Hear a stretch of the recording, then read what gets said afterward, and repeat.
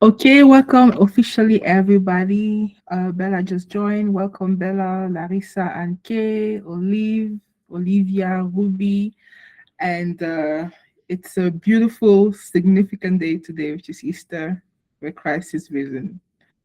And I pray that the Spirit of the Lord will make the connection in between this topic and this very, very important day.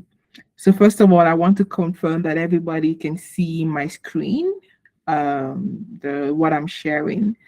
Given that we are a small and intimate group, I think that we don't have to be very formal. So it's going to be really a discussion. It's going to be an exchange on the topic of today. So the topic of today is about courage and it's about strength.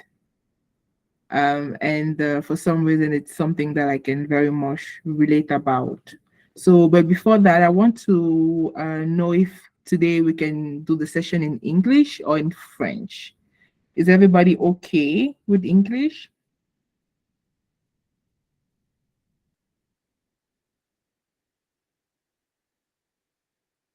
Yeah, I'm okay with English. Yes, for me.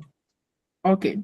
Is there, well, Oui. maybe I should say it very well, is there anybody who's not okay with English? Larissa, tu es Non, correct?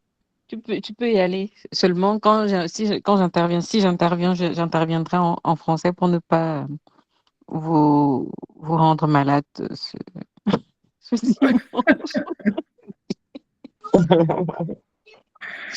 Okay, okay, English Mais it is. tu peux y aller en anglais. Oui, merci. Okay, and everybody can see my screen on the on my screen, my little pinky screen, right? Oui, oui, oui, on voit. Okay, On voit. perfect, perfect. So, Spirit of the Living God, Father, we thank you for bringing everybody here today for this Bible study. Father, we don't come to this Bible study it's just out of religious duty. But we come because we want to learn from you. We want to drink from your river, God. Father, we want the strength and the courage that we need to face the life and the obstacles that are in front of us. Father, on this day where you've risen and we know that you're a true living God, we ask that you yourself, our Lord, will be our teacher, like you were the teacher of your disciples, that you will be in this call, that you will teach us and lead us into all truths, and that these truths will remain in our hearts and bear much fruits. In Jesus' name, amen. Amen. Amen. So the topic of today, as I was saying, is about strength and courage and seeing God as the God that gives us strength and courage. There's this verse that I really, really like. It's one of my to-go verses when I want to think about strength. And that is the verse that I'm sharing here. And the verse says, the sovereign Lord is my strength. He makes my feet like the feet of a deer. He enables me to tread on the heights. And when I discovered this verse, I was very much attracted to the word deer.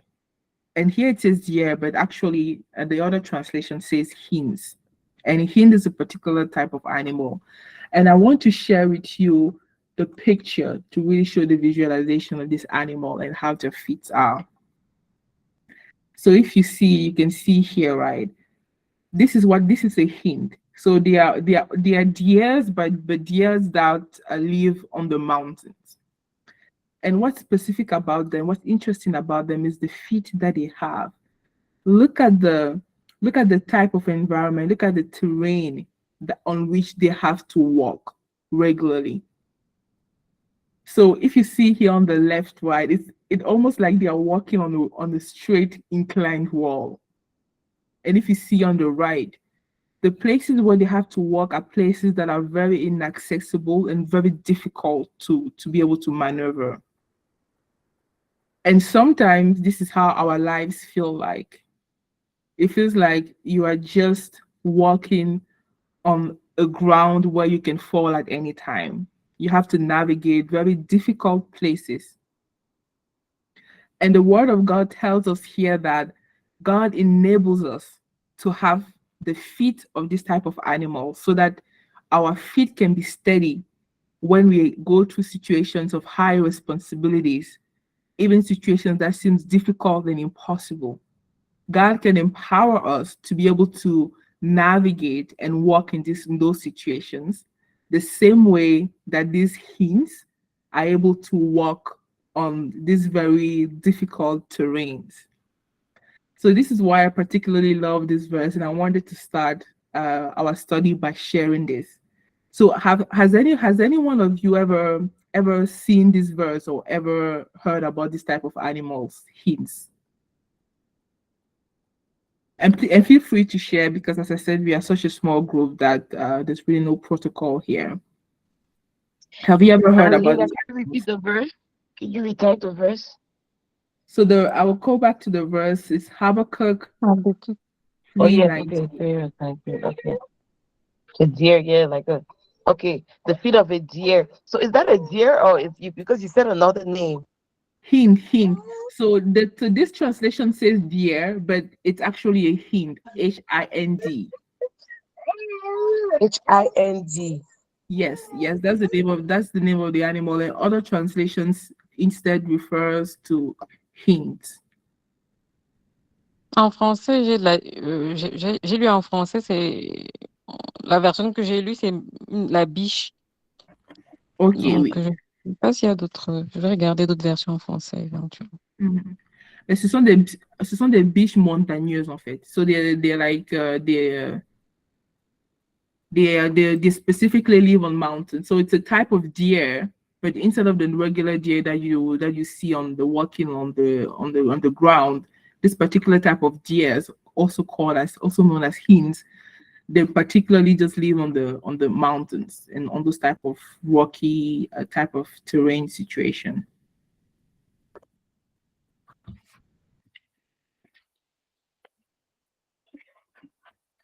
And I'm sharing. I guess I'm sharing this visual because I mean, when you see the ground on which they have to walk on, you realize that sometimes our lives feels like this. It feels like you are just on the slippery slope and you can fall anytime.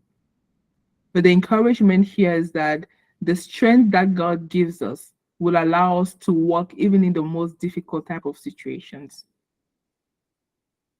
And what's particular about the feet of the hind is that it's very steady. Imagine to be able to walk on such a slope. Your feet has to be extremely steady because one misstep and you literally fall over. If you panic, you literally fall over. If you're afraid and panic, you literally fall over. So your feet has to be steady. Your feet has to be strong, and you have to be extremely focused in order to be able to walk in this type of situation.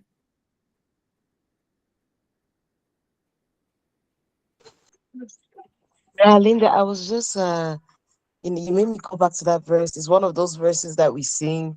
You know, there's a popular song about it in French. Il me fait marcher sur les eaux de vie. Le Seigneur est ma force. And That's it. Yes, it's a. yes, it's one of those verses that we sing. But I just went back to the verse, and there's one part that I just realized that I've never seen before. And I thank you for sharing the verse. Ça dit, it says, Éternel, le Seigneur est ma force, il rend mes pieds semblables à ceux des pistes et il me fait marcher sur mes hauteurs. Pas sur les hauteurs, sur mes hauteurs. And I was like, is this version right? And then I go back to LS, Louis Second. Louis Second dit sur mes lieux élevés. And then I said, okay, let me check it in English. Is this right? Is it me? You know, I don't know why right now, as you were speaking about it, I go to the New King James Version. It says, the Lord God is my strength. He will make my feet like deer's feet, and he will make me walk on my high heels. On my high heels. My high heels. Not on high heels, not on general high, on my high heels. And then I'm like, okay, maybe that was the New King James Version. Let me look another version. Okay. And then I go down and I'm like, okay, Amplified version, my high places. CJB version, complete Jewish Bible version. Elohim Adonai is my strength.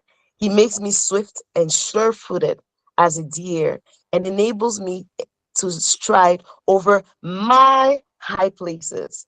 I was like, wow, this is so interesting. You know, is there something about my high places, my heights, right? It's not just, you know, the version you have that says the heights or the hills. But all those versions, I was like, whoa, right? Whoa, he's speaking about my high places, my high hills, so it's something, it's really, and it's the first time, honestly, it's the first time since you actually spoke about, it's the first time, although I know this verse until we sing it every day. It's the first time right now that my eyes were open to my, and I wanted us perhaps to also think about it. I don't know what it means yet, but you know, get our thoughts, be thinking about what it might possibly mean. The fact that it's personalized Yes, yes. to, yeah.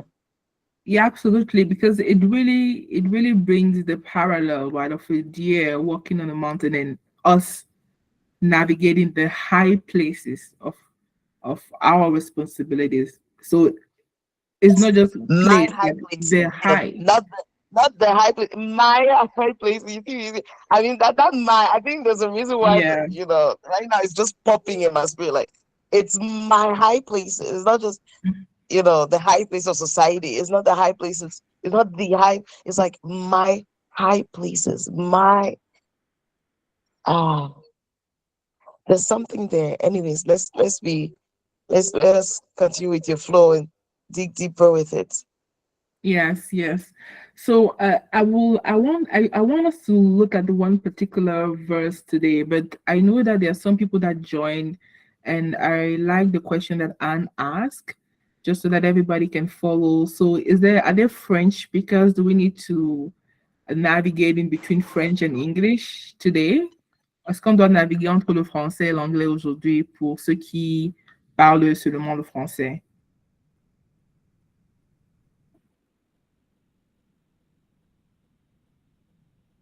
Ou bien on peut continuer 100% en anglais? Linda, je recommanderais quand même de mixer, même si elle ne nous répond pas, parce que Nadine et Viviane parlent en français.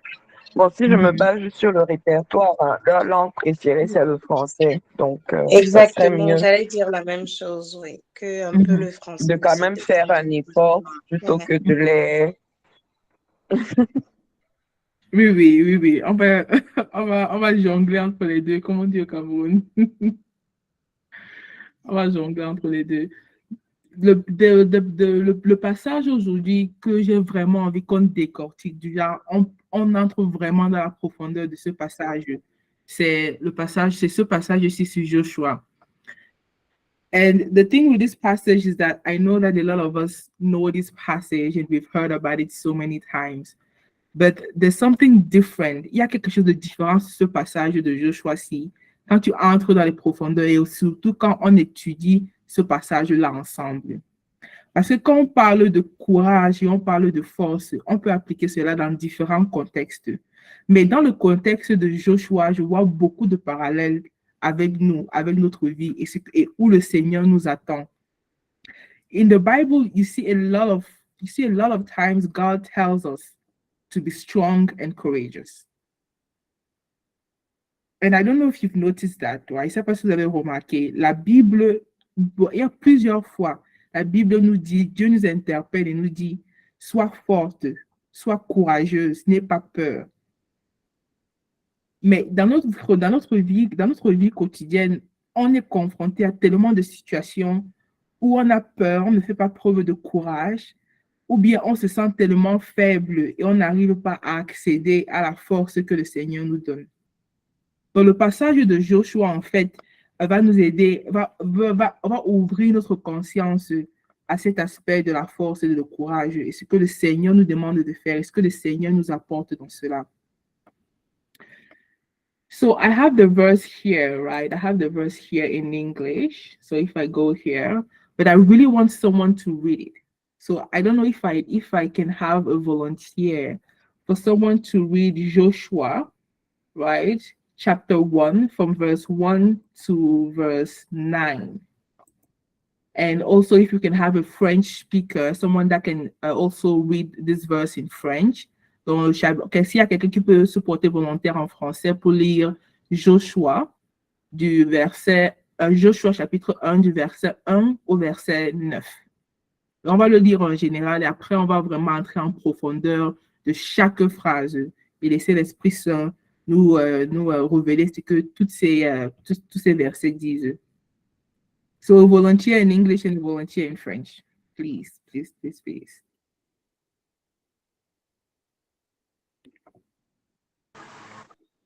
S'il te plaît, tu peux rappeler, c'est Josué. Chapitre 1, verset 1 à 9. Okay. So Joshua chapter 1, verse 1 to 9. Je peux lire en français. Ok, Lysia, merci. Josué 1, verset 1 à 9. Après la mort de Moïse, le serviteur de l'Éternel, l'Éternel dit à Josué, fils de Nun et assistant de Moïse, mon serviteur Moïse est mort. Maintenant, lève-toi, passe le Jourdain avec tout ce peuple pour entrer dans le pays que je donne aux Israélites. Tout lieu que foulera la plante de votre pied, je vous le donne, comme je l'ai dit à Moïse. Votre territoire ira depuis le désert et le Liban jusqu'au grand fleuve, jusqu'à l'Euphrate, tout le pays des Hittites et jusqu'à la mer Méditerranée vers le soleil couchant. Personne ne pourra te résister tant que tu vivras. Je serai avec toi comme j'ai été avec Moïse. Je ne te délaisserai pas et je ne t'abandonnerai pas. Fortifie-toi et prends courage, car c'est toi qui mettras ce peuple en possession du pays que j'ai juré à leurs ancêtres de leur donner. Seulement, fortifie-toi et aie bon courage en te conformant fidèlement à toute la loi que Moïse, mon serviteur, t'a prescrite. Ne t'en écarte ni à droite ni à gauche, afin de réussir où que tu ailles. Que ce livre de la loi ne s'éloigne pas de toi. Médite-le jour et nuit pour agir avec fidélité conformément à tout ce qui est écrit, car c'est alors que tu auras du succès dans tes entreprises, c'est alors que tu réussiras. Ne t'ai-je pas ordonné? Fortifie-toi et prends courage. Ne sois pas effrayé ni épouvanté, car l'Éternel, ton Dieu, est avec toi où que tu ailles. Amen. Amen. Merci beaucoup, Lysia. Now, is there anybody that can read it in English? C'est intéressant hein, parce que la version francophone ouvre une autre saveur de ce texte.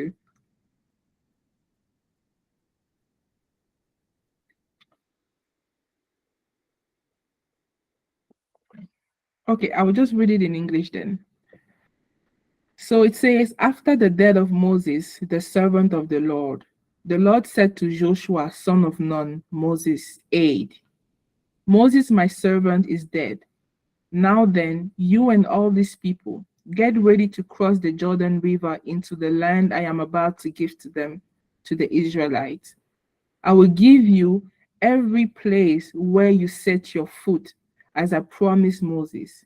Your territory will extend from the desert to Lebanon and from the great river, the Euphrates, all the Hittite country, to the Mediterranean Sea in the west. No one will be able to stand against you all the days of your life. As I was with Moses, so I will be with you. I will never leave you nor forsake you. Be strong and courageous, because you will lead these people to inherit the land I swore to their ancestors to give them. Be strong and very courageous.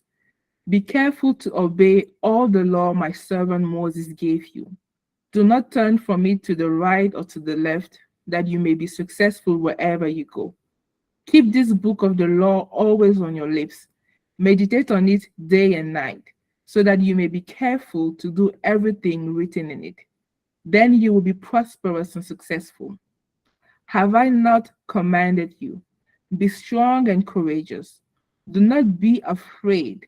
Do not be discouraged, for the Lord your God will be with you wherever you go. Amen. Amen. So here, just to give you a bit of context here, at this time, Moses is dead. And the mission that God has given to Moses is that before he died is he should lead the people of Israel to the promised land. But Moses never got to fully realize actually this mission and this promise of God. So when he dies, right, the first thing that God does is he comes to Joshua. And and it's easy for us to just take it for granted that he chose Joshua. But here God tells us that Joshua was the assistant of Moses. And if you try to put yourself in the situation of Joshua, an assistant, right? You are someone's assistant. And now God, Yahweh, the God of your universe, comes to you and give you this big mission. Donc, comme je disais, pour mettre cela en contexte, on a Moïse qui est mort. Et Moïse avait pour mission d'emmener le peuple d'Israël dans la terre promise. Mais quand Moïse meurt, et il n'a pas rempli cette mission-là, maintenant Dieu vient vers Joshua, qui, la Bible nous dit, il est l'aide, il est l'assistant, il était l'aide et l'assistant de Moïse. Et avant de mourir, Moïse lui a au moins pour pouvoir continuer cette mission. Donc Dieu vient vers lui et Dieu lui donne maintenant cette mission. Déjà, la première chose que j'aimerais qu'on fasse, c'est déjà s'arrêter déjà sur le premier verset. Right, so the first thing is, I wanted us to start to read it really verse by verse. And the first verse here that we can stop on is verse 1. It says, after the death of Moses, the servant of the Lord said to Joshua, son of Nun, Moses' aide.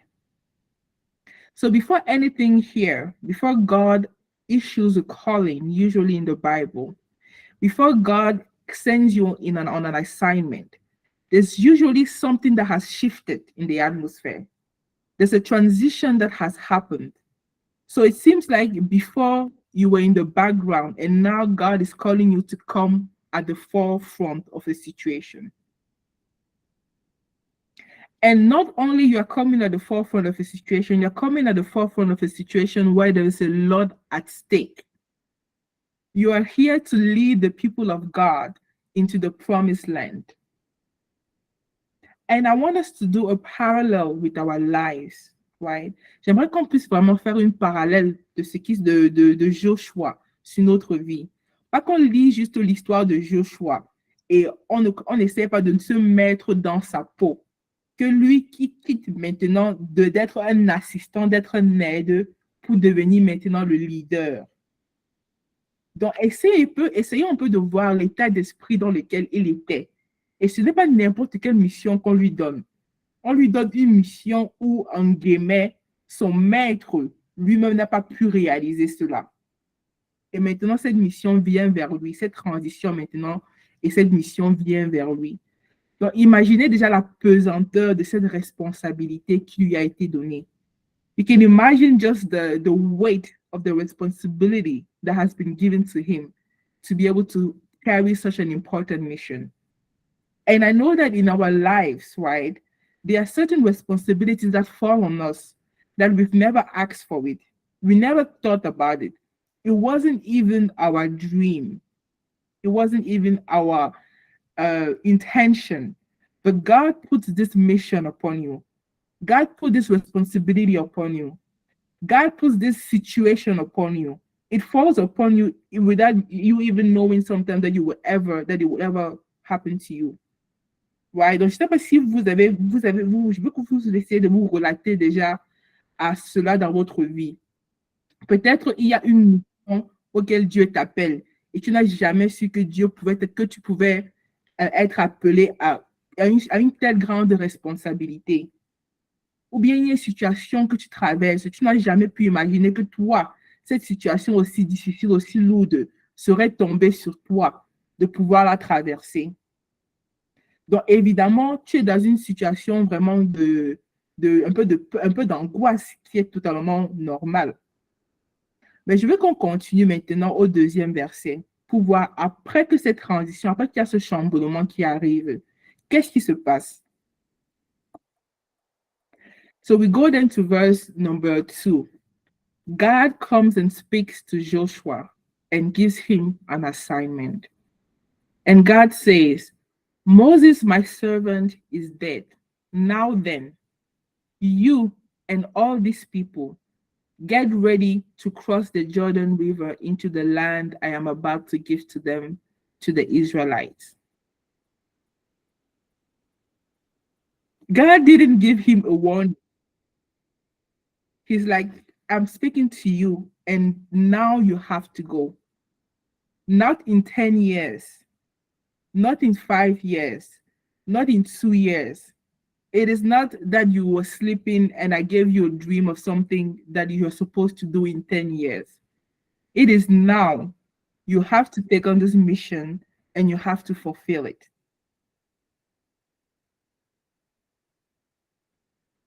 So I don't know if that's really the weight of this here, right? Because God says go, and he means you have to go now. Donc Dieu maintenant, il vient à cette partie, il parle à Joshua et il lui donne un ordre, il lui donne une mission. Voici ta mission que je t'ai donnée, que tu vas maintenant prendre tout ce peuple-là, le peuple où il y a le grand-père, le père, la mère, les enfants, et tu seras maintenant le leader et tu vas les amener dans la terre promise. Et je veux que tu le fasses maintenant. C'est-à-dire que c'est ta mission de maintenant. Ce n'est pas une mission que je te donne pour que tu la réalises dans 10 ans ou bien dans 20 ans, ou bien que ça commence dans 10 ans, mais je veux que ça commence maintenant. Et cela m'a fait penser à toutes les fois où le Seigneur est venu vers moi et m'a dit, Linda, je veux que tu fasses ceci maintenant. Ou bien le Seigneur est venu vers toi et t'a dit, je veux que tu puisses faire ceci maintenant.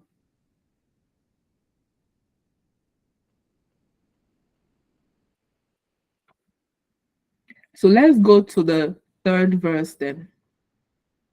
And here God now gives to Joshua the promise. So he calls Joshua after the transition. He gives him a mission, right?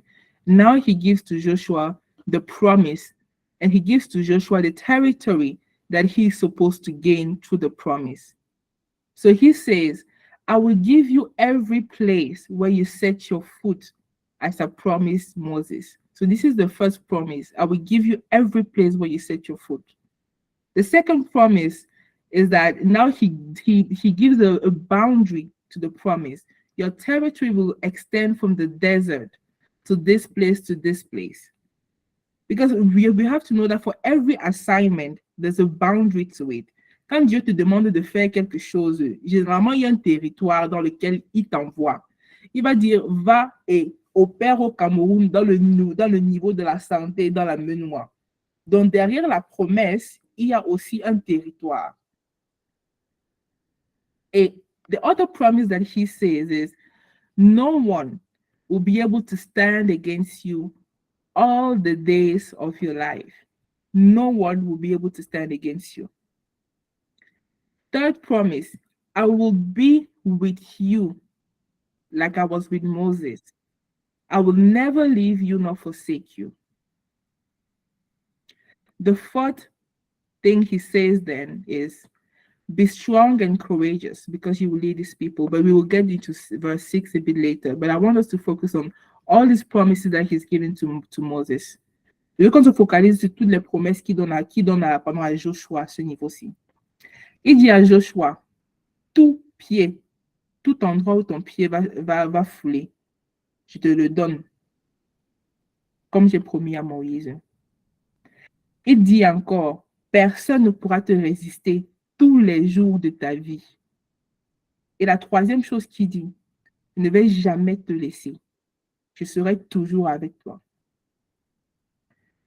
After having said all these promises to Joshua, right, you would think that he will now be very strong and courageous to do the task that has been given to him.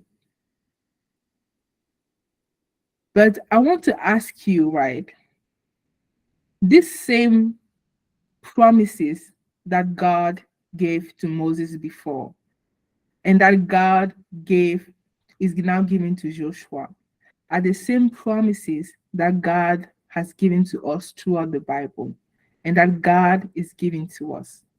God has told us that whatever the mission that I've asked you to do, whatever assignment I've sent you to do on this earth, I have a territory that I've prepared for you, and I'm assuring you victory. God is also saying, I will be with you. I, the Lord God, I am the one who is with you. I will be with you. I will not leave you. I will not abandon you. And God is saying that whatever resistance, whatever opposition that you will face, right, it will not be able to stand against you throughout your assignment and throughout your whole life. So after this, I want to know, will you feel fully courageous and fully confident if God asks you to do something?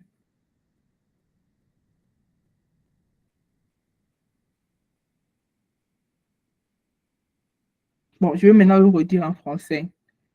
Je disais tantôt que, après avoir reçu toutes ces promesses que Dieu a données à Joshua, et ces mêmes promesses que Dieu nous donne, quand il nous envoie, il nous demande de faire quelque chose, nous savons que nous avons ces promesses, que Dieu lui-même, il dit qu'il sera avec nous et qu'il ne va jamais nous laisser. Et Dieu lui-même dit que toute opposition qu'il y a, lui-même, il va faire asseoir et apaiser toutes ces oppositions-là. Avec toutes ces promesses que Dieu nous donne, que Dieu te donne, bien que Dieu me donne, est-ce qu'on ne peut pas vraiment nous dire à nous-mêmes que non, avec toutes ces promesses-là, je ne dois rien craindre. Qu'importe ce que Dieu me demande de faire, je dois avoir le courage de le faire. En théorie, ça devrait être le cas, n'est-ce pas? En théorie, on devrait pouvoir se dire, avec toutes ces promesses-là, non, je dois pouvoir accomplir n'importe quoi. Comme David, je dois pouvoir, s'il y a n'importe quel géant qui se met devant moi, Dieu m'a dit lui-même qu'il est avec moi.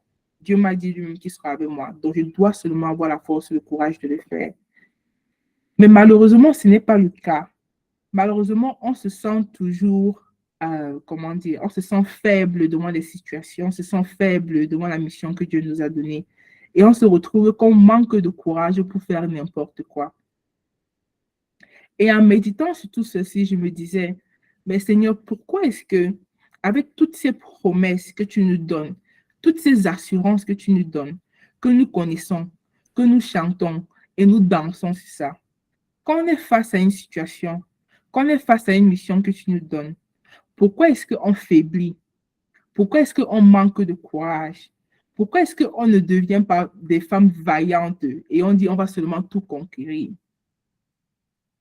Et c'est là que je me suis rendu compte que la peur principale, la peur principale que nous, les humains, on a devant beaucoup de choses, c'est la peur des hommes. Et c'est ça qui est beaucoup revenu dans mon esprit, la peur des hommes. Et en parcourant la Bible, je me suis rendu compte qu'effectivement, quand Dieu a donné des missions à tous ces hommes, l'une des raisons pour lesquelles ils ont toujours eu à faillir, c'est parce qu'à un certain niveau, ils ont commencé à avoir peur des hommes. So while I was meditating on this and I was asking myself, God, with all these promises you've given to me, why is it that I don't have the strength and the courage to do the things you've asked me to do? Why am I so weak when difficult times come? And I realized that one of the reasons is that I was very afraid of people. The fear of people was holding me back.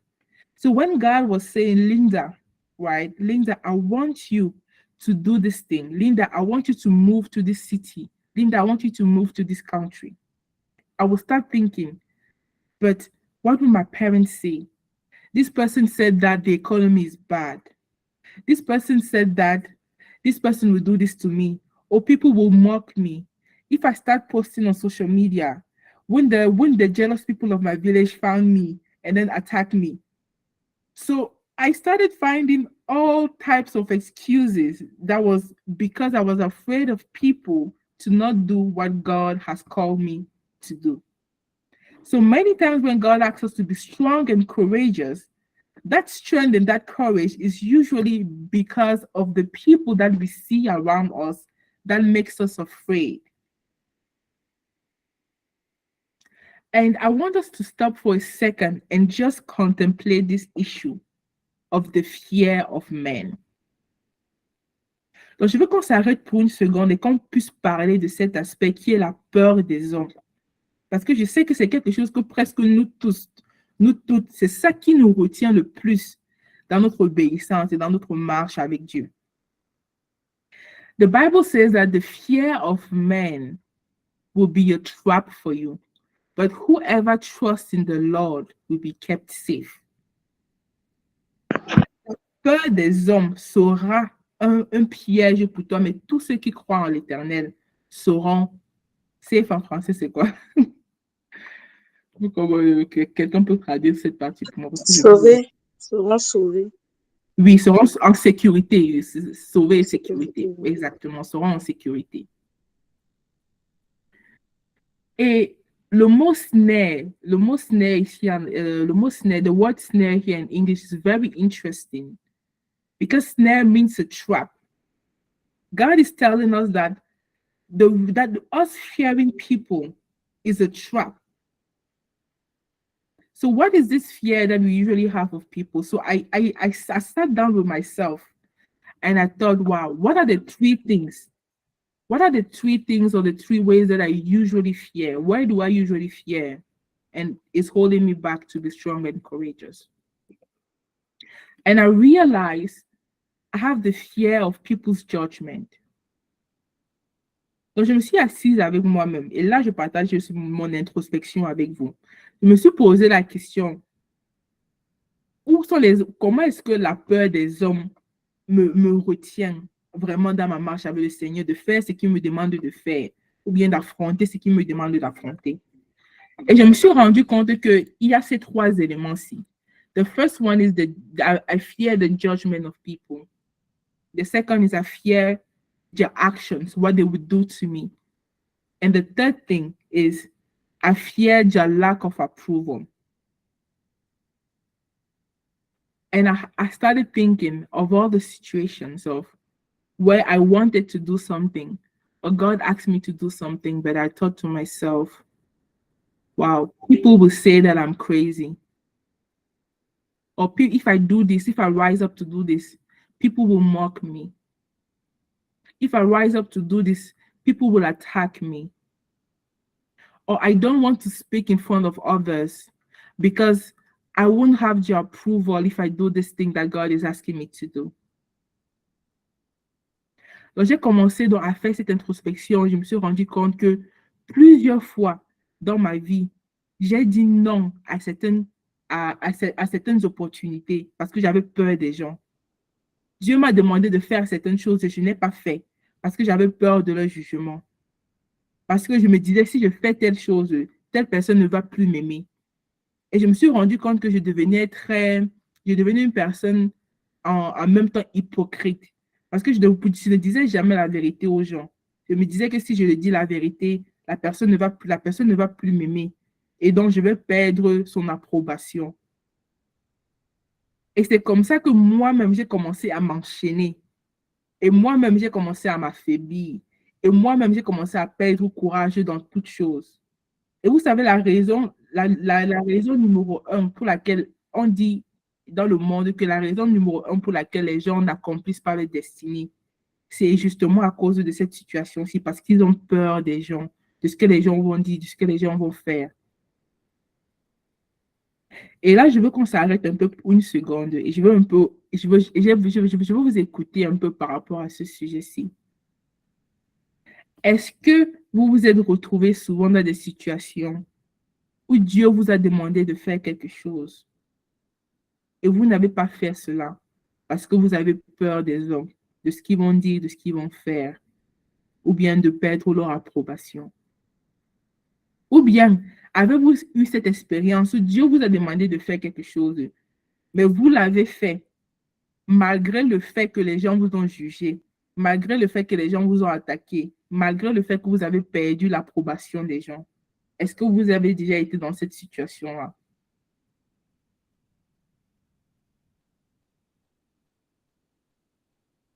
Donc, levez les mains, ouvrez vos micros, mesdames.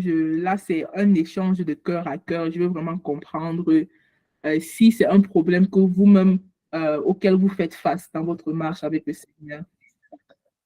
Vas-y, Larissa. Alors, moi, sur ce sujet, sur je vais dire le regard des autres, euh, en fait, à titre personnel, j'ai le sentiment que, même si on ne se connaît jamais assez bien, j'ai quand même le sentiment que les limites, c'est moi-même. C'est-à-dire que le regard des autres, euh, ça, ça- je ne le mets pas, je ne dis pas que c'est nul, hein, mais il n'est pas, c'est pas ce qui me bloque le plus. C'est surtout moi-même, c'est surtout, ça vient de moi d'abord. Et donc, j'ai été dans une situation, enfin, quand j'étais en train de traverser euh, la séparation, de devoir demander le divorce, j'étais tiraillée, par exemple, sur le timing avec, par exemple, ma maman qui me disait, parce que même ma vie était quand même menacée, hein, que ce soit physiquement ou psychologiquement. Donc, ma mère, elle était dans l'urgence, elle me dit, pars maintenant et tout ça. Et j'avais d'autres personnes, des tantes, des cousines, qui me disaient, mais non, mais si tu savais ce que nous, on vit dans les mariages et tout, machin, nan. Donc, il y a toujours des avis des uns et des autres. Et moi, au milieu, je ne cherchais pas à satisfaire quelqu'un. Je cherchais d'abord moi-même euh, à me centrer sur moi, à trouver la décision par moi-même à mon timing. Donc, pour ma mère, c'était je prenais trop de temps et que c'était pas bon. Pour les autres, je me plaignais un peu, voilà, comme si quand vous êtes en France, là-bas, vous ne savez pas ce que nous, on a vécu. Enfin, donc, euh, mais la, la, la, la, la- les propres difficultés, c'était moi qui n'arrivais pas à agir. C'est-à-dire que les autres disaient des choses, mais moi, à la fois, je me plaignais, mais je n'arrivais pas à agir. Je n'avais pas la force, j'étais faible, je n'avais pas la force, j'étais tétanisée. J'étais tétanisée, j'avais un presque bébé, il avait 2 ans. J'avais le travail où j'étais challengée aussi. Enfin, j'étais juste, voilà. Donc, peu importe le regard des autres. Donc, ma mère, voilà, j'ai une relation très, très proche avec ma mère, hein. Donc, si elle n'est pas d'accord avec quelque chose, normalement, je devrais partir de suite. Enfin, mais non, je n'ai pas pu. Et de l'autre côté, les autres personnes qui me disaient, mais qu'est-ce que tu crois, le mariage, machin? Même elle aussi, non plus, ça ne me confortait pas de devoir rester et subir et dire que, bon, OK, comme c'est comme ça, Harry, ça reste aussi là, hein.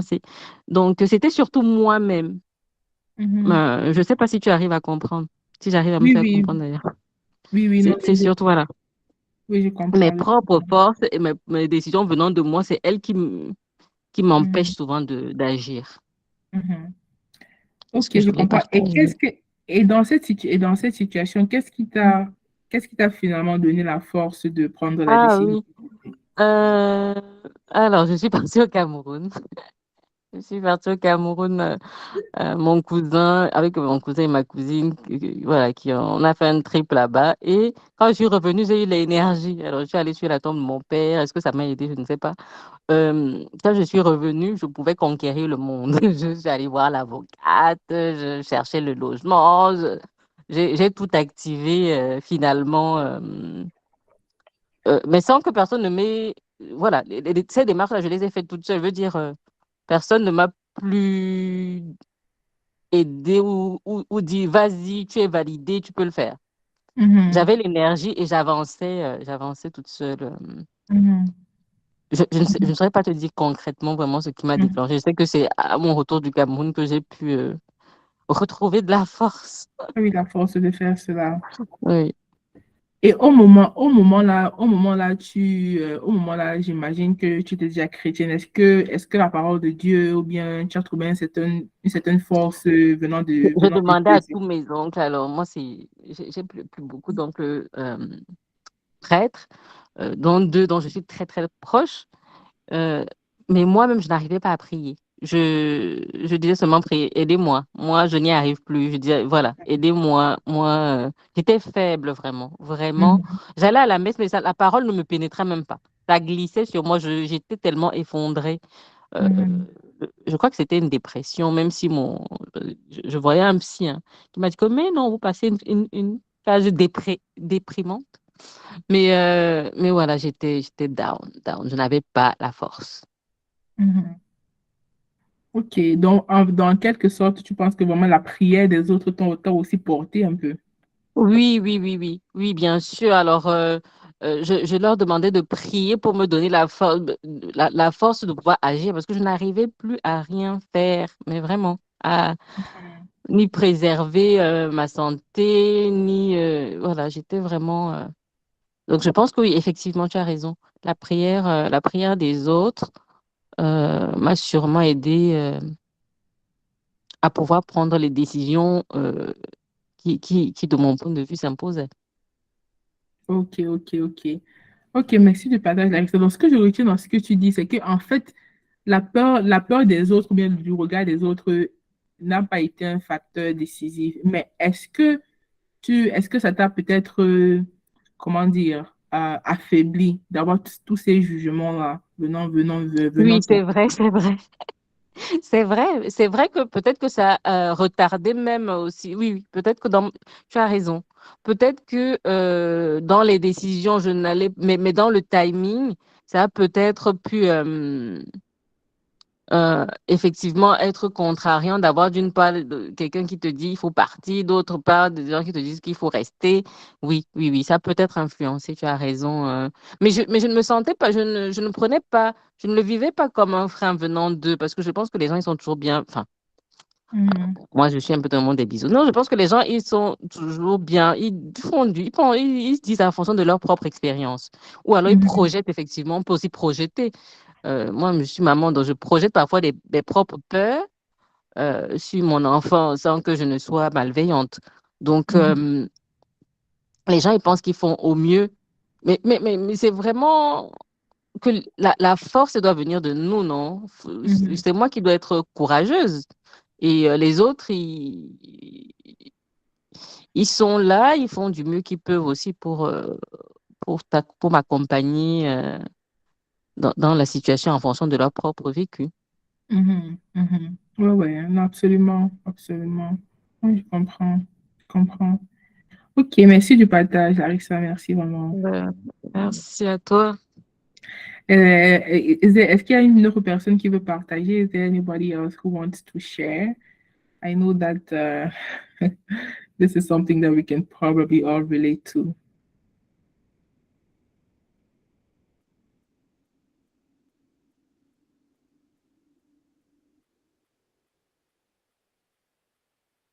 Donc, peut-être tu voulais quelqu'un qui allait partager en anglais, hein, je ne sais pas. Non, non, en anglais, français. Vas-y, Nadine. Ok, Non, famille. d'accord. Ok.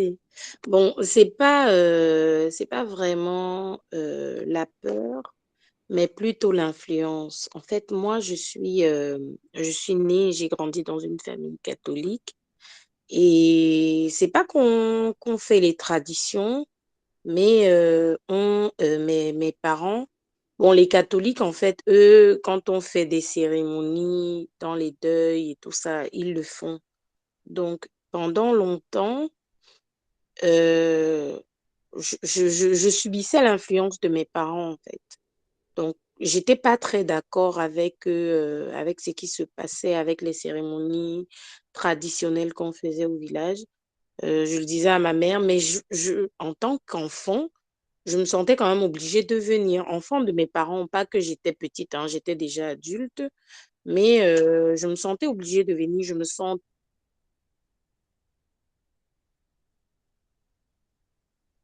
les descentes de deuil. J'écoutais la voix de Dieu au fond de mon cœur qui me disait ne fais pas cette descente parce que ça ne sert à rien. Les descentes de deuil, tout ce qu'on fait dans les traditions, tout ça, ça ne sert à rien.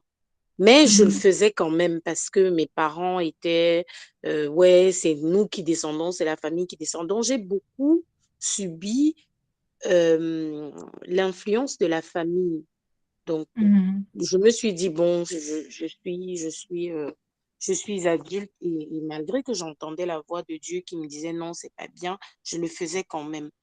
Donc, c'est un peu ce qui m'a, comment dirais-je, c'est un peu ce avec quoi je combats même jusqu'aujourd'hui. Hein. C'est pas complètement fini, malgré que je dis à mes parents que voilà, ça, je ne fais pas, ça, je ne fais pas. Mais pendant longtemps, ça a vraiment été un frein, un blocage pour moi. Et le Seigneur me disait non, ça, c'est pas bien, ne le fais pas. Mais en tant qu'enfant dans une famille catholique, j'étais obligée de le faire. C'est un peu ça que je voulais partager. Oui, Voilà. oui, ce que tu dis, Nadine, c'est quelque chose que nous tous, d'ailleurs, presque nous tous ici, nous sommes africaines, c'est quelque chose que on rencontre beaucoup dans les familles, non? Ce clash entre Yeah. ta foi et les traditions. Exactement. Mais si je peux te poser une question, qu'est-ce que tu, dans ce cas-ci, là, si tu dis non à tes parents ou bien tu dis non à la famille, qu'est-ce que tu redoutes le plus? Qu'est-ce que je redoute le plus quand je leur dis non? Pas la malédiction, non, parce que j'y crois pas. Mais mes parents mon père surtout était assez autoritaire quand on était petit. Donc papa, lui, il était vraiment assez autoritaire. Il avait beaucoup d'influence sur nous. Et le fait de dire non, c'est un peu comme si je dis, mais je peux pas dire non à mon père, quoi. C'est quel manque de respect, ça. Je serais tétanisée. Je dis, mais non, je peux pas manquer de respect comme ça à mon père. Tous ses amis qui sont venus pour le deuil sont là et on nous regarde et tout. Qu'est-ce que les gens vont penser? Qu'est-ce que les gens vont dire? Que tout le monde descend et sa fille se met de côté. Est-ce que c'est une façon de tenir tête à mon père? Est-ce que c'est une façon Bref, c'est un peu ça que je redoutais, le regard des autres, les gens qui allaient dire, bon, elle descend pas pourquoi, et commençaient à poser des questions et tout. Bref, c'était surtout pour ça, pour éviter cet enchaînement de questions qu'on allait demander pourquoi elle se met de côté, alors que, bon, c'était un peu ça, dire non à mon père, pour moi, c'était juste impensable. Et Oui. pourtant, le Seigneur était là, hein, j'entendais la voix de Dieu qui me disait, ça, c'est pas bien. Mais aujourd'hui, avec le temps, avec le recul, avec un peu plus d'intimité que je crée avec Dieu tous les jours, j'arrive déjà à dire, je m'en fous, je ne descends pas, faites ce que vous avez à faire, vous y allez. Moi, j'y vais pas. Jusqu'à maintenant, quand je viens même dans les deuils, on sait que non, Nadine, elle ne descend pas dans les deuils, quoi. Donc, quand vous faites vos descentes, quand vous faites vos choses là, moi, je suis à côté. Je viens, c'est vrai, je suis là, mais je ne fais pas les descentes, je ne fais pas tout ce qui est tradition, lié à la tradition. Je ne fais pas et on le sait déjà et plus personne ne pose de questions. Voilà un peu.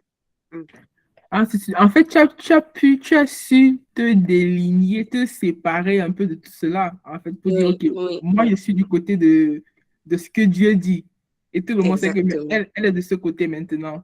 Exactement. Avant, ce n'était pas ça. Je te faisais justement part de ça parce que c'était il y a quelques temps, mais maintenant, c'est vrai, je suis encore un peu toujours partagée entre les deux, mais on sait déjà dans la famille que je ne fais plus ça. Je ne fais pas les descentes, je ne fais pas la cérémonie des jumeaux, je ne fais pas les cérémonies à gauche, à droite, je ne fais pas ça. Vraiment, dans la famille, on sait et on ne m'embête plus avec ça à me poser les questions. Pourquoi tu ne fais pas? J'ai dit, c'est comme ça, je ne fais pas, je ne fais plus. Et voilà, quoi. Maintenant, les gens ont compris. Voilà. En fait, j'applaudis vraiment ton courage par rapport à ça. Je pense que tu montres vraiment ce que c'est que d'avoir le courage face à ce que Dieu nous demande de faire. Exactement. Ça me rappelle, ça me rappelle l'histoire de Daniel. Je pense que c'est les de Daniel. Oui, c'est Daniel dans la fosse des lions. Ou l'histoire de Daniel Oui, où il travaille, ou dans le royaume, là où il était. lui et ses compagnons, ils ont décidé qu'ils ne vont pas manger la nourriture qu'on a offert on a sacrifié ou bien on a offert comme sacrifice. Et du Mhm. coup, eux, ils mangeaient juste ils ont juste décidé qu'ils vont juste manger des légumes et des fruits. Mhm. Parce qu'ils ne devaient pas manger la viande qui est offert comme sacrifice et que les autres Exact. mangeaient. C'est vrai, c'est exactement ça, parce que dans ces cérémonies-là, il y a toujours de la viande et des trucs comme ça qu'on mange. C'est ça, en fait. C'est des choses que je Ouais. ne fais pas. Je ne fais plus. Je ne fais plus. Ok, ok, merci du partage, Nadine. Je pense que tu nous montres comment est-ce qu'on peut, on peut faire force de courage dans des situations comme ça. Ouais. Toujours écouter la voix de Dieu. Vraiment, quand on décide de suivre la voix de Dieu, il faut écouter la voix Mhm, de Dieu et faire ce que Dieu demande. Ne pas faire de la résistance. C'est pas facile mhm, hein, de lâcher du lest. Ça m'a pris des années, hein, mais mhm. à la fin, on a une certaine satisfaction et une paix du cœur quand on ne fait pas ces choses-là. Ouais, ouais, ouais. Ça, c'est vraiment cet aspect de la crainte de Dieu avant toute chose. Et ben, c'est ça notre thème de l'année, la crainte de Dieu. Vraiment un exemple de ça. Anybody else wants to share, une autre personne veut partager par rapport à cette fière des gens, on dit, on va te faire ceci si tu fais cela. Anybody has something to share in regards?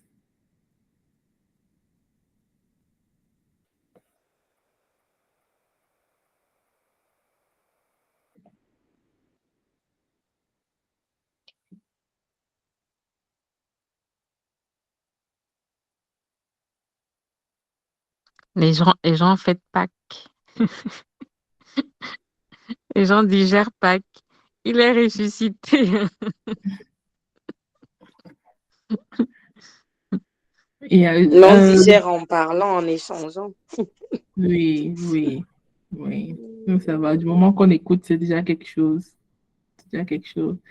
I have some verses here, but I won't go through all of them regarding this aspect of the fear of people.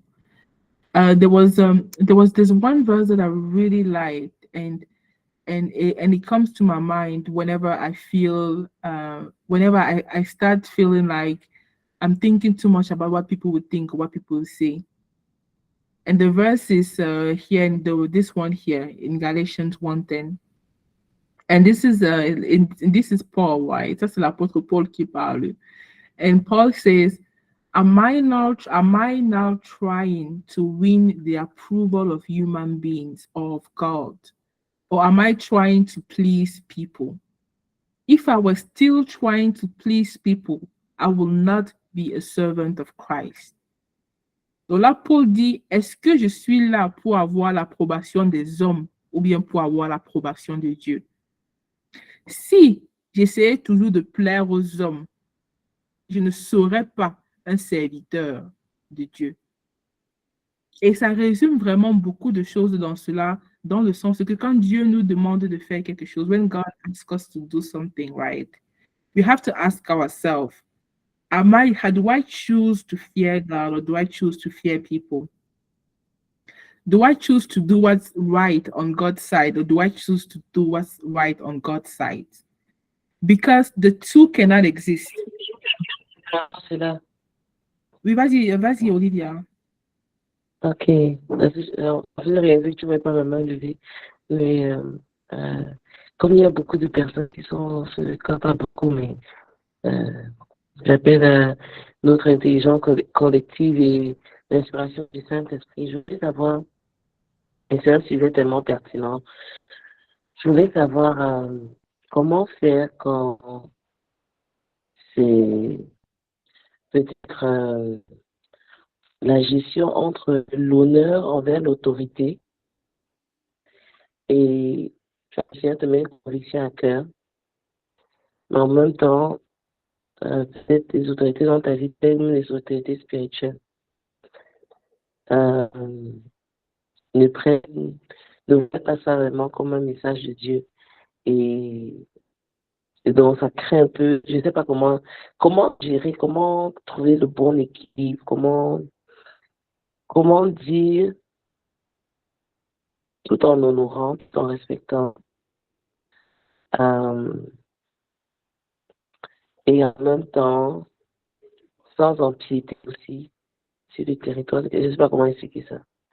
Mais comment honorer le principe de Dieu d'honorer l'autorité tout en disant des paroles qui véritablement qui ne caressent pas je ne sais pas comment expliquer. Ils sont durs en fait. Être ferme peut-être, mais sans être blessant, c'est ça, non? Et être ferme, blessante. Sans être, voilà, celle qui a tout compris à la vie, mais donner les leçons aux autres. Mais en disant... les personnes qui sont déjà bien à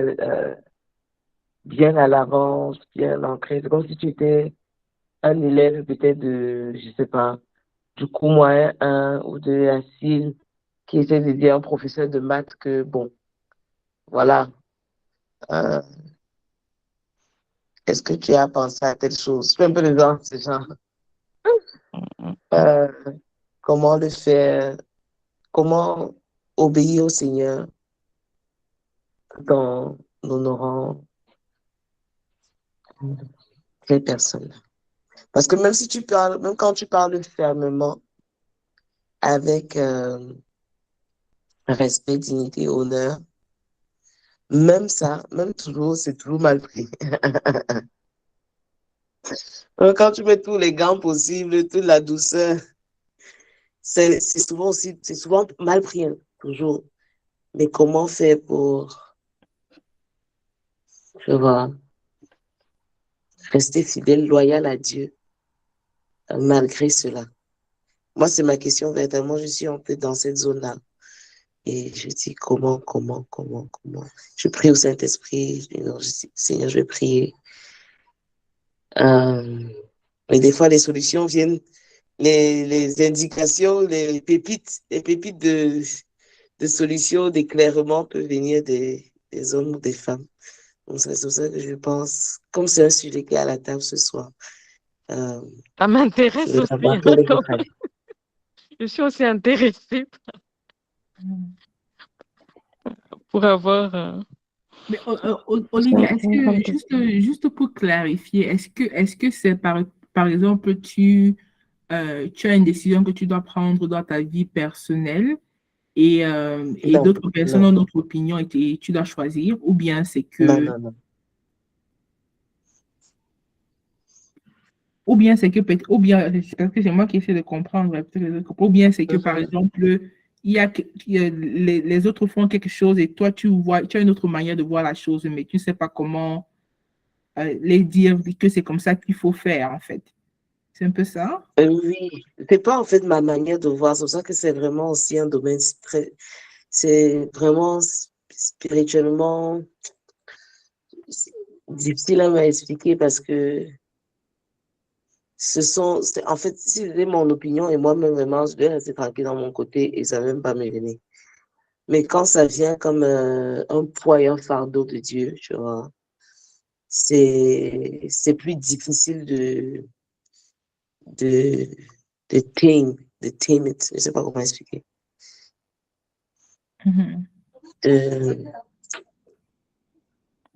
Bref. C'est pas un sujet personnel, non, c'est pas du tout personnel. Mais disons que tu reçois une parole de Dieu, véritablement, un message de Dieu. C'est pas vraiment, tu analyses ça fois 50. Tu te réalises que ce n'est pas ma pensée, ça vient de Dieu. Et comment l'adresser, comment le présenter. Et c'est quelque chose que tu dois partager avec des autres ou bien tu dois dire à d'autres personnes? Oui. Attends, Olivia, tu as parlé des autorités ou j'ai mal compris au début? Tu as dit comment faire avec les autorités? C'est ça le truc, c'est comment respecter, honorer les autorités et ne pas empiéter sur la position que tu n'as pas, en fait. Les autorités traditionnelles ou bien les autorités quoi? Je sais pas. Non, différentes autorités, même, en fait, des autorités spirituelles, les autorités sur ta vie, quoi. Tu vois un D'accord. peu. Non, pas traditionnelle, je ne suis pas dans la tradition. D'accord. Ok. Je comprenais pas quand tu parlais d'autorité, je comprenais pas. Ok, d'accord. Oui, non, les autorités dans ta vie, quoi, tu vois, Mhm, mhm. dans ta Ok, vie, les gens que le Seigneur a placés comme autorité dans ta vie. ok, d'accord. C'est, Ouais. ouais, un peu. Donc, c'est pour ça que je disais que c'est quand même délicat, besoin de beaucoup de sagesse et de tact même. Mhm, mhm, Euh, mais comment, je sais que jusqu'à présent, je prie beaucoup par rapport à ce type d'énigmes et de situations pour avoir la mhm, bonne méthode. Mais je sais pas, j'ai senti que peut-être il faut que j'en parle, pas sans donner tous les détails de tout, mhm, mais vraiment mhm, en général, ce type de questions. Parce que je m'attendais pas à ce sujet-là ce soir, ici, mhm, donc je me dis, c'est peut-être pour un but ou pour une raison. mhm, mhm. Ok, Peut-être qu'est-ce que que les le autres en temps, pensent? Oui, vas-y, Larissa. je peux dire que peut-être que le temps, parce que quand un sujet aussi est lourd, hein, je pense souvent que les choses peuvent être, on peut calibrer en disant que bon, quand c'est un petit sujet, bon, on peut être réactif. Et quand les choses sont lourdes, peut-être que voilà, ce qui me vient aussi comme ça spontanément, sans vraiment savoir si c'est une réponse adaptée, mais de dire le temps euh, peut t'aider peut-être à mieux adapter. Et puis quand tu continues à prier éventuellement avec les personnes qui peuvent, enfin voilà, je sais pas, qui sont concernées ou en tout cas, continuer à prier, peut-être avec une personne de confiance sur ce sujet-là, une, deux personnes, pour que si c'est pas toi-même qui trouveras le moyen, peut-être que d'autres, voilà, partager ça. Bon, là, tu as commencé ce soir, par exemple, et moi, ce qui me vient à cœur, c'est de dire que parfois le temps euh, permet déjà soi-même d'être au clair ou au calme avec des sujets qui nous tiennent à cœur, qui sont importants, même qui ne viennent pas forcément de toi, euh, et continuer comme tu fais dans la prière. Et le Saint-Esprit va forcément te, te montrer le chemin. Ouais, ouais, ça c'est bien, Mhm, c'est vrai, ça c'est bien, ouais. mhm, mhm. D'autres personnes veulent ajouter à ce que Larissa a dit.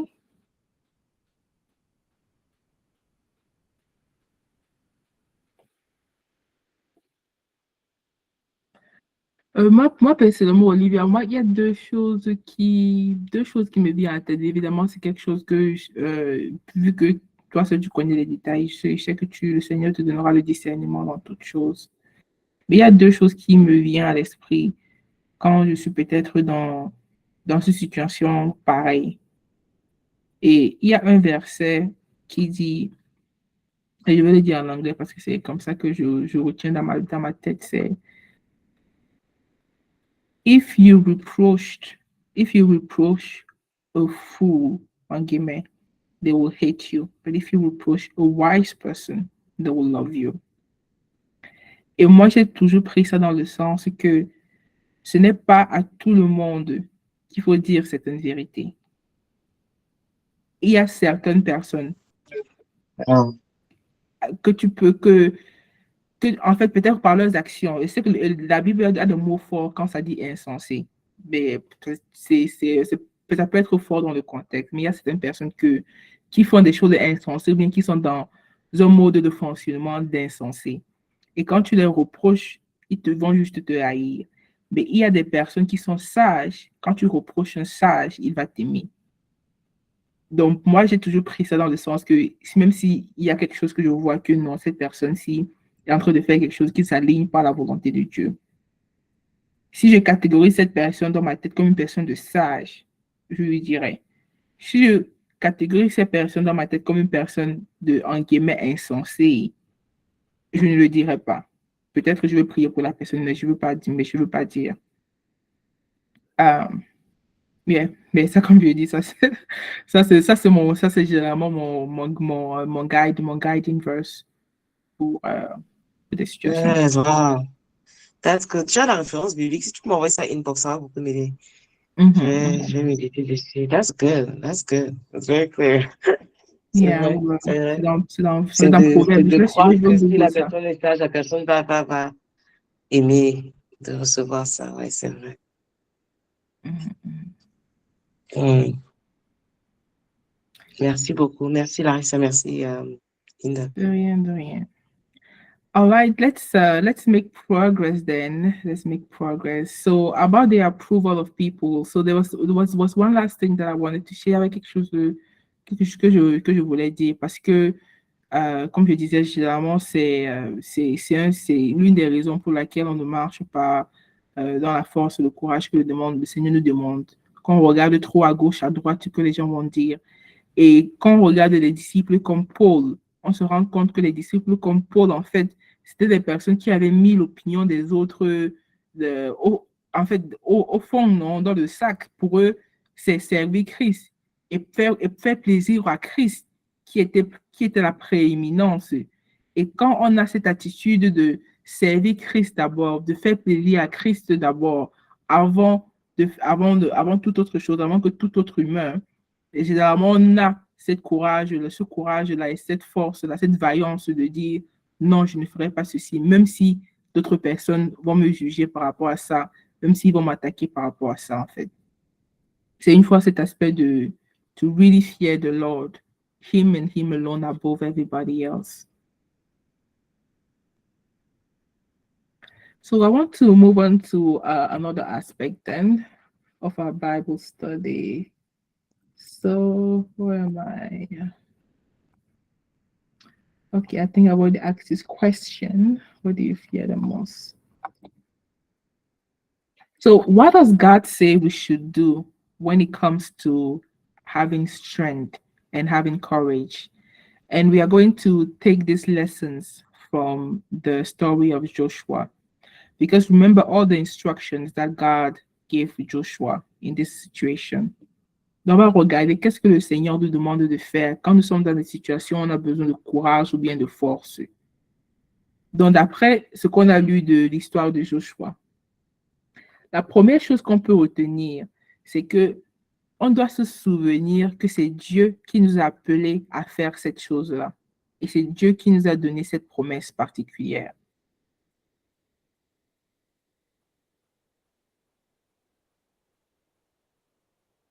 Okay, sorry, I was freezing for a little while here. So it says, God says to Joshua, be strong and courageous. Why? Why should you be strong and courageous? Because I have given you this assignment. I've given you the assignment to lead the people to inherit the land as well to their ancestors to give to them. So similarly in our lives, when God asks us to do something, it is because there is a purpose behind it. And usually that purpose is not just about us. So you know how they usually say that on the other side of your obedience, there are the lives of many people that will be affected. Je ne sais pas souvent, si vous écoutez, on dit souvent que derrière ton obéissance à Dieu et à ce qu'il te demande de faire, il y a beaucoup de personnes qui seront bénies dans cela. Donc, quand Dieu nous demande de faire quelque chose, ce n'est pas anodin. Quand il nous donne une mission, quand il nous donne nos promesses, ce n'est pas anodin. Si on marche dans cela, c'est parce que derrière cela, il y a beaucoup de personnes qui pourront bénéficier de ça. Et pouvoir se souvenir de cela, pouvoir se souvenir que derrière ce que Dieu m'a dit, derrière la mission que Dieu m'a donnée, il y a le bonheur de beaucoup de personnes, il y a la bénédiction de beaucoup de personnes. Vous voyez, souvent, Dieu même nous demande souvent de simples choses. Il dit, dans ton témoignage, partage juste ton témoignage. Ça, c'est un exemple concret. Partage ton témoignage. Peut-être dans ton groupe biblique, à tes amis ou bien sur les réseaux sociaux. Mais souvent, on ne veut pas le faire. On se dit, non, qu'est-ce que les gens vont dire? Je ne veux pas que les gens connaissent cette partie intime de ma vie. Ou bien on ne veut pas partager, on se dit, c'est anodin, ça n'a pas d'importance. Ou bien on ne veut pas partager, on se dit, si je dis cela, mon oncle qui est au village va lire ça. Et il va savoir que Dieu m'a béni. Est-ce qu'il ne va pas m'attaquer? Est-ce qu'il ne va pas m'attaquer la nuit? Je dis ça parce que c'est souvent comme ça que moi je réfléchis aussi. Si vous voyez que je dis que Dieu a fait ceci dans ma vie, il m'a béni avec une maison, est-ce qu'il ne va pas m'attaquer? But on doit se souvenir, on doit toujours revenir se souvenir que derrière notre témoignage, derrière ce que le Seigneur nous demande de faire, il y a beaucoup de personnes qui pourront être bénies, derrière Amen, ça. amen, amen, amen, amen. Yes, I agree with that. So, what is the second thing? What is the second thing that God is asking us? Is telling Joshua that he should do in order to be strong and courageous. He's telling Joshua, keep your eyes on, he's telling us through the story of Joshua, keep your eyes on God and on his words. So let's read again the other side of this verse. It says, be careful to obey all the law my servant Moses gave to you. Do not turn from it to the right or to the left, that you may be successful wherever you go. What is all the law in our case? Right? Quand Dieu nous demande, on doit obéir à tous les commandements que Dieu nous donne afin de pouvoir marcher dans la force de courage. Tout cela se trouve en fait, c'est un encouragement à lire la parole de Dieu et de suivre ce que la parole de Dieu dit. Et j'aime beaucoup cette partie quand ça dit, ne te tourne pas à ta gauche ou bien à ta droite. C'est une autre façon de dire, n'aie pas les regards inquiétants à ta gauche, à ta droite. Avant, quand je te demande de faire quelque chose, ne commence pas à considérer à ta gauche et à ta droite tout ce qui va se passer, ce que les gens vont dire, telle opposition, cela. Regarde uniquement la parole de Dieu, ce que la parole de Dieu te demande de faire ou bien te demande de dire. Donc, ne te tourne pas à gauche ou bien à droite, parce que quand tu te tournes à gauche ou bien à droite, c'est là que tu deviens inquiet, tu deviens peureux, et tu commences à sombrer. Et je ne sais pas si vous avez fait cette observation. Moi, par exemple, quand j'ai besoin de prendre une décision critique dans ma vie, j'essaie de m'isoler de toute l'opinion des gens. J'essaie de m'isoler des opinions des réseaux sociaux, parce que souvent, notre problème, c'est qu'on a trop de voix dans notre tête. Et c'est souvent quelque chose que l'Esprit Saint me dit, Linda, tu as trop de voix dans ta tête. The Spirit of God will tell me this regularly. You have too many voices in your head. And when you have too many voices in your head, you cannot hear the voice of God anymore. So this is your clue that you need to decipher the voice of God and the voice of other people. So how do you do that? You have to go back to the Word of God and hear what God has to say. And stop listening to all those opinions that are crowding your head or are crowding your mind. That's how you will walk the narrow line. Donc, Dieu nous édifie et nous encourage à travers ce qu'il dit à Joshua. On doit rester focalisé sur la parole. Ne pas avoir toutes ces opinions, toutes ces voix dans notre tête qui nous embrouillent ce que Dieu nous demande de faire. Et qu'est-ce que ça veut dire concrètement dans une situation dans notre vie? Disons que, par exemple, Dieu te demande, je veux que tu quittes ce pays-ci et que tu pars t'installer dans notre pays. Et souvent, ce sont des demandes qui par exemple, ça va faire en sorte que ton statut baisse même. Peut-être que tu es en Angleterre, Dieu te dit, je veux que tu rentres au Cameroun. Qu'est-ce qu'on fait? Tu vas commencer à demander, à parler à tes amis, à tes oncles, à tes tantes. Ils vont te dire, tu rentres faire quoi au Cameroun? Il n'y a rien au Cameroun. Tous ceux qui sont rentrés au Cameroun, ils sont revenus parce qu'ils sont partis, ils ont vu qu'il n'y a rien. Il y a l'insécurité, il y a la maladie. Toi, tu as déjà tout ici, tu es déjà établi. Pense à tes enfants, pense à ceci. Pourtant, toi, tu as compris le Seigneur qui t'a dit, rentre au Cameroun. Mais parce que tu as toutes ces voix à côté de toi, tu n'arrives pas à avoir la force, le courage de faire ce que le Seigneur t'a demandé de faire. Un autre exemple, c'est par exemple, tu traverses une situation difficile. Et au lieu de, tu commences à écouter le témoignage des gens autour de toi qui te disent comment est-ce que cette personne n'a jamais été guérie. Comment est-ce que cette personne n'a jamais pu se rétablir? Comment ceci, cela? Et c'est sur ces voies-là maintenant qui commencent à faire en sorte que tu commences à perdre ta confiance en Dieu. Mais Dieu, en parlant à Joshua, encourage Joshua à rester focalisé sur la parole de Dieu et à faire uniquement ce que la parole de Dieu lui demande de faire.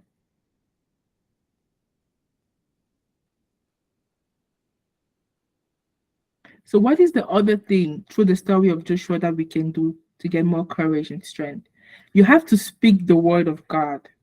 I don't know, there's something powerful about the word of God. God says that his word is living. So his word is alive. It's not just text. It's actually living like a spirit. And as a spirit, it has power. So the words that we speak can encourage us, can strengthen ourselves. Tu verras la version française, la version en français dit à Joshua, fortifie-toi et prends courage. Donc ça veut dire que c'est un verbe actif en fait, que Dieu est en train de te dire, toi, tu te fortifies. Ce n'est pas que Dieu fortifie moi. Ce n'est pas seulement que Dieu fortifie moi, Dieu aide-moi. Mais Dieu dit, toi, tu te fortifies. Comment est-ce que toi, tu peux te fortifier? Comment est-ce que toi, tu peux t'encourager? Comme dans la Bible dit que David s'est dit en lui-même. David lui-même s'est encouragé. David encouraged himself in the Lord. Comment est-ce que toi-même, tu peux t'encourager? Comment est-ce que toi-même, tu peux te fortifier? C'est à travers la méditation, mais c'est aussi à travers en parlant la parole de Dieu. So here we see God was encouraging Joshua to speak the word. And where do we see that? We see that when God says, meditate on it day and night. Sorry, before that, he says, keep this book of the law always on your lips. So keep this book of the law always on your lips. So the word of God is not just what you read. The word of God should be on your lips. And I don't know if you've ever really noticed here what God, this particular part.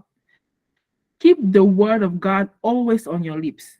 Not just your mind, not just your heart, but always on your lips.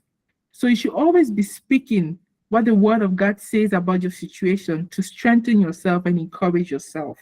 You should always be speaking the promises of God to yourself to encourage yourself and strengthen yourself. Donc, c'est comme ça qu'on se fortifie en disant, en parlant la parole de Dieu. Et quelle est l'autre chose que Dieu nous dit à travers cela? Je vais revenir sur ces versets. God tells us that we need to live in the consciousness that he is with us and he is for us. Very important that we get back to the theme of consciousness here. We need to live in the consciousness that God is with us and God is for us. And it's supposed to be the most powerful, comforting thing that we can hear for any type of situation. When God speaks to Joshua, he commands Joshua, you have to be strong and courageous, Joshua. You shouldn't be afraid. But then here we have four. What is the reason that Joshua should be strong and courageous and not be afraid? It's because the Lord your God will be with you wherever you go. It's not because of your strength. It's not because you're intelligent. It's not because you have connections. It's not because you have degrees. The reason why you should be strong and courageous, the reason why you should be confident in all types of situations is because God is with you. La raison pour laquelle tu dois être forte et courageuse dans chaque situation, dans chaque difficulté, la Bible, la parole de Dieu nous dit, c'est parce que Dieu lui-même, il te dit que Dieu, pas seulement Dieu, il dit Dieu, ton Dieu. Parce que là, ça dit for the Lord your God. Donc, il y a cet aspect de personnalisation que Dieu, qui n'est pas seulement le Dieu de l'univers, mais Dieu, ton Dieu est avec toi. Donc, la puissance la plus forte de l'univers est avec toi. Et pas seulement avec toi quand tu es dans ta chambre, ou bien quand tu pries, ou bien quand tu es dans les études bibliques. Mais il est avec toi partout où tu pars. Et voici le confort dans lequel on peut puiser notre force et notre courage. Cette connaissance-là, cette conscience que Dieu est avec nous partout où on part. Qu'est-ce que ça veut dire dans notre vie quotidienne? Ça veut dire dans notre vie quotidienne que Dieu te demande de partir dans une nouvelle ville ou bien dans un nouveau pays. De pouvoir savoir et être et savoir que dans ton esprit, dans ton cœur, dans tes pensées, dans tes paroles, avoir cette conscience-là que Dieu est avec moi. Même si je pars au fond de la terre, Dieu est avec moi. Même si je pars dans un village au fond de Koussiri, Dieu est avec moi. Et c'est ça qui me donne le confort. This aspect of knowing that God is with me wherever I go. This is what is supposed to give me comfort to do anything. And it makes me think, brides, have you been in a situation where God asked you to do something that was very bold, that was very courageous? What did you do to obey? What comforted you? What encouraged you to obey? Donc, je vais dire en français, est-ce que tu as déjà été dans une situation où Dieu t'a demandé de faire quelque chose, qui te demandait d'avoir du courage, qui te demandait d'avoir de la force? Qu'est-ce que tu as pu faire pour t'encourager? Qu'est-ce que tu as pu faire pour te fortifier et faire ce que Dieu te demandait de faire?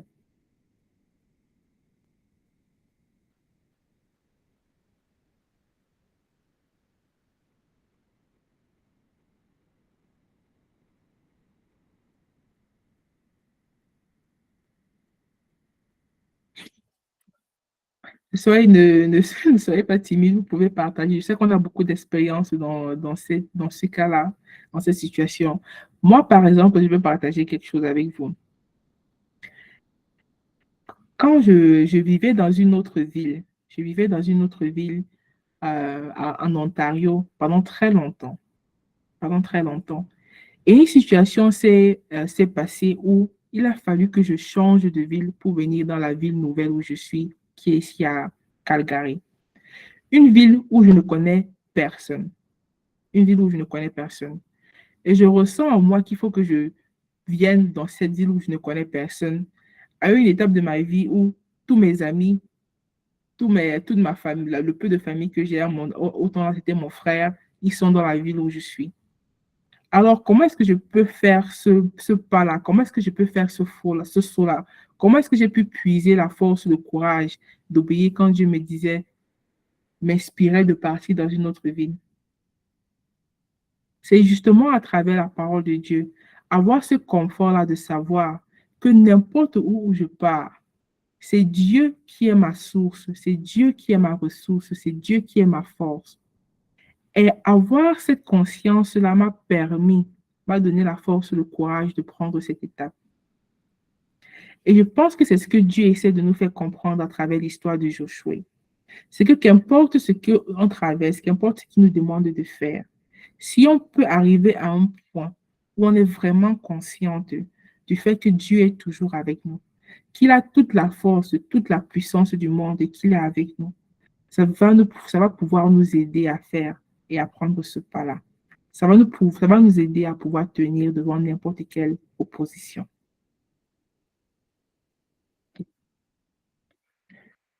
OK. C'est tout ce que je voulais partager avec vous aujourd'hui sur ce sujet. Il y a beaucoup de choses à dire, beaucoup d'autres versets à partager, mais je vais laisser le temps à d'autres personnes d'intervenir sur tout ce qui a été dit. Qu'est-ce que vous en pensez? Comment est-ce que vous pouvez incorporer ces aspects-là dans votre vie? Après que notre étude biblique finit et qu'on doit repartir dans notre quotidien, comment est-ce qu'on pourra incorporer toutes ces leçons que le livre de Joshua nous a données dans notre vie?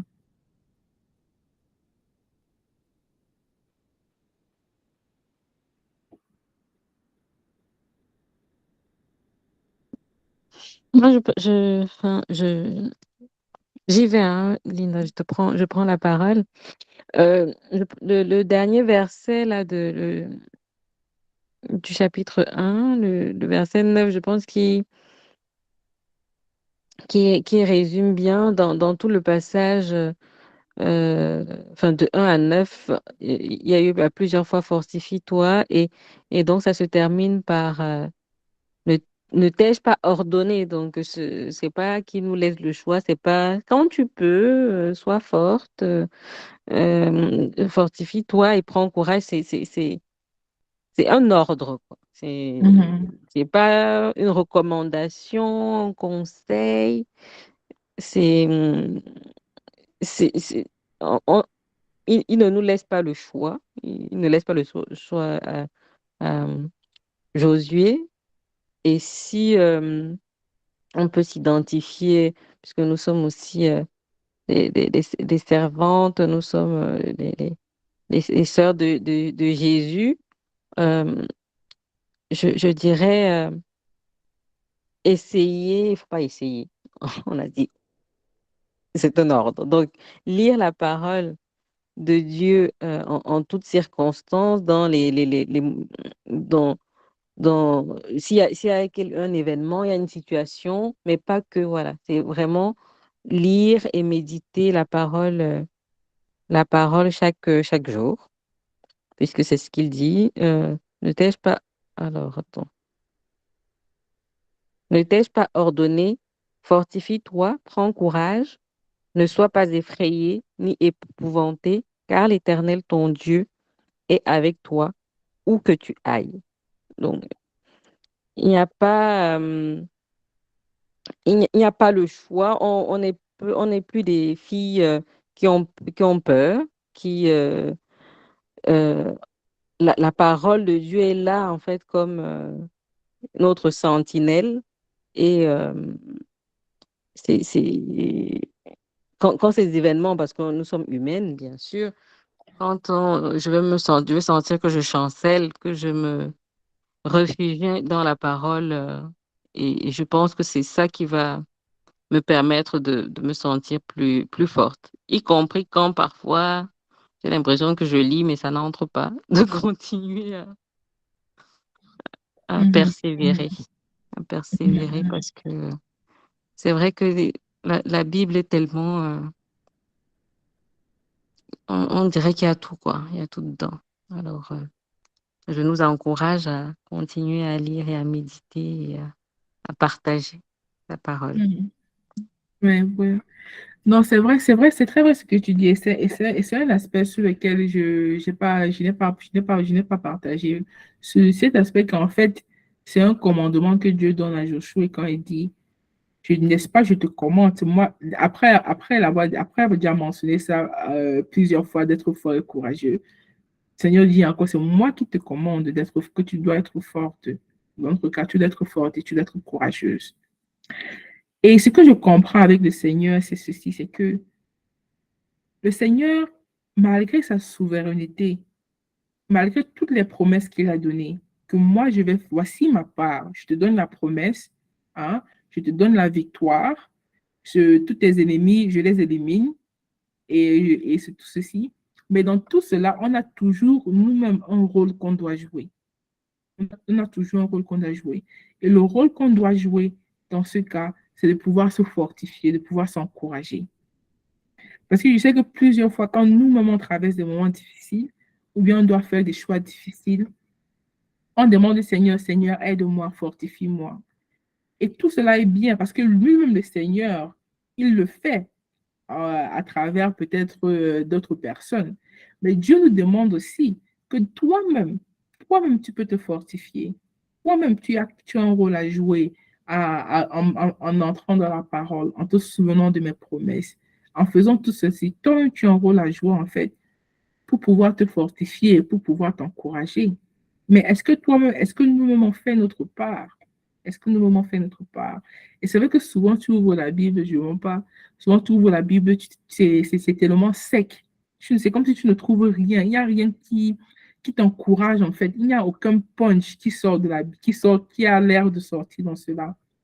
Et moi, ce qui m'a aidé, ce qui continue à m'aider, c'est que je, je vais vers les paroles qui parlent particulièrement à ma situation.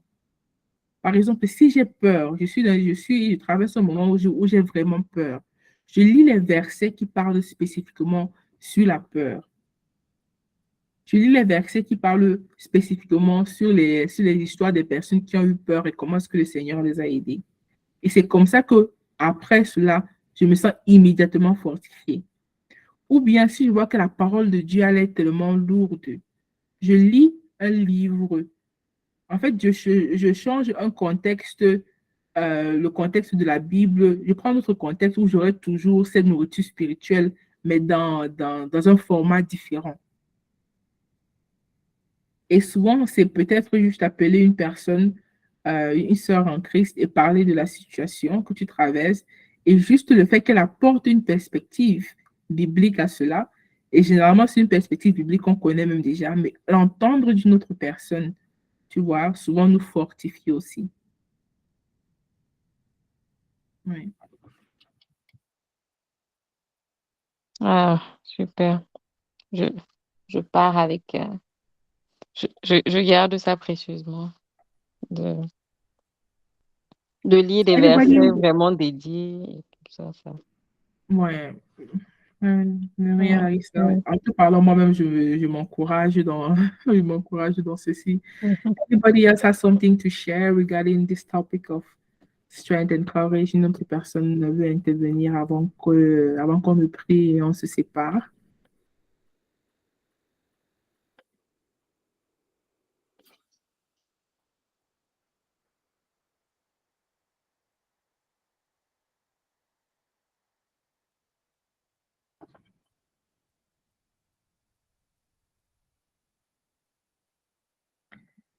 Okay, okay.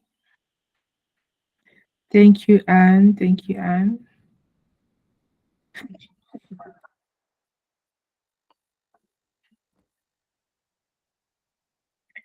Ok, si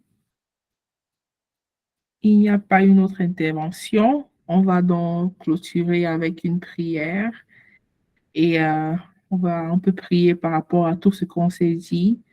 Je sais que chacun d'entre nous, on a nos défis au quotidien et on va prier afin que le Seigneur puisse nous aider à cela et que toutes ces paroles, tout ce qu'on a appris puisse devenir une vérité en nous. Donc, Seigneur, je te remercie pour l'opportunité que tu nous as donnée, Père, de se rassembler. Seigneur, je demande, par ta grâce et par ton esprit, que tu puisses continuer à nous enseigner dans toutes choses. Seigneur, je prie que tu puisses nous aider à nous fortifier et à nous encourager nous-mêmes quand on traverse des moments difficiles. Seigneur, je prie que nos yeux restent figés sur toi et seulement sur toi, pas sur l'opinion des autres, pas sur le jugement des autres, afin que ta parole puisse toujours nous guider. Et Seigneur, je demande que quand nos forces nous lâchent totalement, que tu puisses lever autour de nous des sœurs en Christ, des frères en Christ, ton corps de Christ, afin de pouvoir nous soutenir, afin de pouvoir nous encourager. Père, s'il y a quelque chose que tu nous demandes de faire maintenant dans notre vie et nous n'obéissons pas parce qu'on a peur, parce qu'on se sent faible, parce qu'on n'a pas assez de courage, parce qu'on se dit qu'on n'a pas ce qu'il faut. Seigneur, je prie que tu puisses utiliser toutes les paroles qu'on s'est dit afin de créer en nous une conviction, de t'obéir et de dire oui à la mission que tu nous donnes. So, Father, I thank you for your presence, Lord. Father, may these words be ingrained in our hearts and in our mind. Strengthen us, Father, according to your word. I ask in Jesus' name, amen.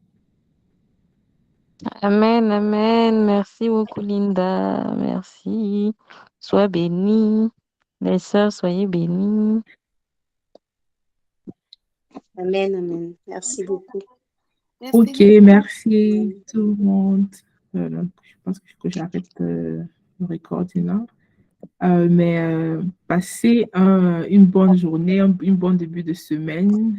Que la grâce du Seigneur vous accompagne dans toutes vos activités. Vous êtes bénis.